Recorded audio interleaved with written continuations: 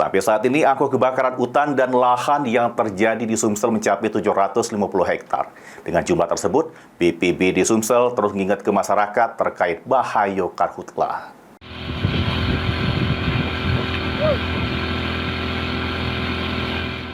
Ancaman karhutlah di musim kemarau ngancam Sumsel. Beberapa daerah pecah Musi Banyu Asin, Oki, sama Ogan Ilir sudah terjadi karhutlah. Atas hal tersebut, BPBD Sumsel mengingat ke masyarakat untuk tidak tunuh lahan sama hutan di musim kemarau supaya tidak terjadi karhutlah.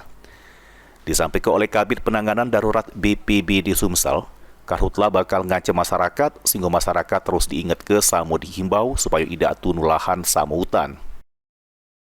Kesadaran masyarakat itu yang kita tekan. Bagi masyarakat dengan kesadarannya masyarakat bisa bahwa bahaya akan dampak kebakaran banyak sekali. Terutama kesehatan, pendidikan, jangan sampai kayak 2019 sekolahan bisa libur. Dampaknya itu. Sampai Mei ini, total lahan yang termutung di Sumsel sudah mencapai 750,83 hektar dari periode Januari 2024 sampai Mei ini hari. Firman Hidayat, PAL TV.